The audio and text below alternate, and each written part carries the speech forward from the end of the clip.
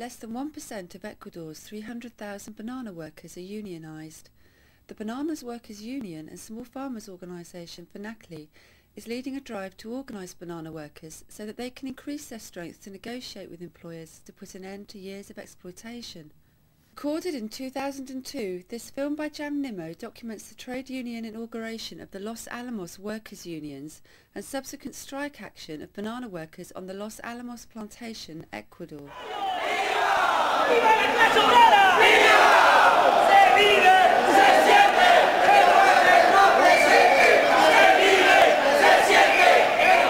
In April 2002, a group of UK and Irish trade unionists who represent supermarket workers visited Ecuador to witness at first hand the situation of workers at the other end of the supply chain.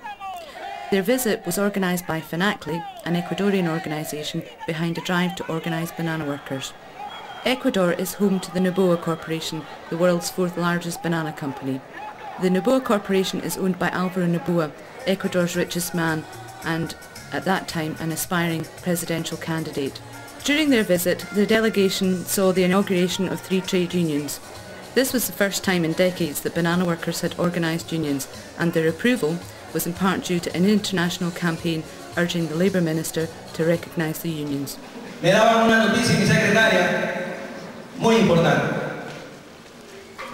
Le habíamos pegado el primer puñete a uno de los hombres más ricos del mundo, a Álvaro Noboa Pontón. Los 3 sindicatos están aprobados el día de ayer, compañeros. These unions represented 1,200 workers on a Noboa plantation called Los Alamos. Entonces, si ustedes ya resolvieron irnos a la huelga el día de mañana, nos iremos, compañeros. ¿Están de acuerdo? Todavía When the trade union delegation returned to Europe, Banana Link's Scottish coordinator, Jan Nimmo, remained to see the Los Alamos workers declare a strike.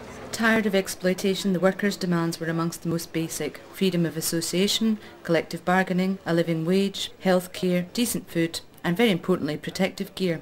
Soy banderillero. Nuestro trabajo en la banderilla es, nos paramos, alzamos la banderilla, el avión pasa por encima de nosotros, nos pasa bañando de productos químicos como calipsin, benlate, todo eso que fumigan para la cigatoca y todas enfermedades de banano. Que me botaron, me ultrajaban en palabras, me decían groserías, solamente porque firmé decían que era por el sindicato. The peaceful occupation of the plantation by workers allowed Jan Nimmo to gain access to 2 of the Los Alamos divisions, Zapotal and Ray Rancho Uno. This footage is unique in documenting the appalling living conditions within a Noboa plantation. Workers slept on wooden bunks, 2 to a bed, 8 to a room. There were no mattresses. Workers' wives and families also lived on the plantation. Water was stored by workers in the containers which had previously held agrochemicals. The water came from the packing plants and wasn't fit for human consumption. The toilet and shower blocks were filthy and in disrepair. The canteen was just opposite the toilets. In another part of the plantation, workers had constructed dwellings from sugarcane, which is where many of the families lived. There was rubbish everywhere. Early on the morning of the 16th of May, just 10 days into the strike, FNACLI received the news that workers had been evicted from the plantation. No one really knew what to expect when they arrived at Los Alamos that day. Entonces, ¿qué sucedió? El container entró y se fue llevando a la otra puerta. ¿Ese container ahí? Sí. ¿A qué hora fue? A las 2:30 de la mañana. Estas son las armas con las cuales nos atacaron. Me llamo José Ramírez.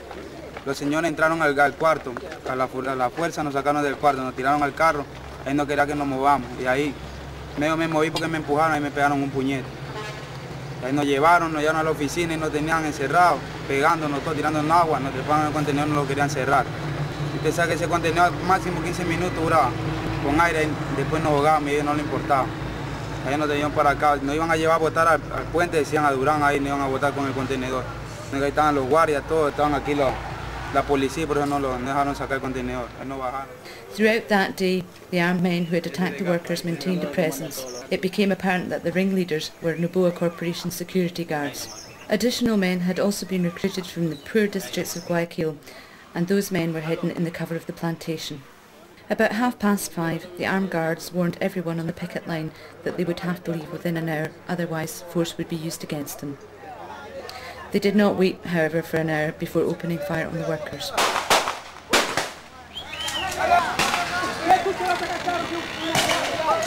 Bueno, pues no te quieras. No tienes pie.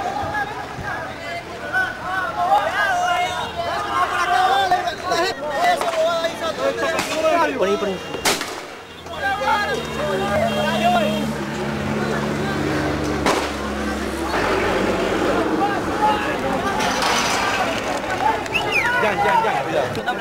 Aquí vive la guaya, La guaya, claro, yo en la guaya. Both violent attacks on the 16th of May left a number of workers injured. Mauro Romero, who was shot at close range in the leg during the first attack, subsequently had to have the limb removed. Bernabé Menendez still has health problems due to his injuries. None of the perpetrators have been brought to justice. Since this assault, Alvaro has stood by his statement, "I don't like unions, I will fight them." The Naboa Corporation continues to employ anti-union tactics to defeat workers. FNACLI continues to support workers in the organisation of unions on banana plantations. The struggle for justice has spread to the port workers of Puerto Bolívar and Guayaquil. The fact remains that only a tiny percentage of the labour force is unionised, and the need for continuing international support is crucial. I think the most important thing for trade unions to do is to give their support to workers in struggle across the world.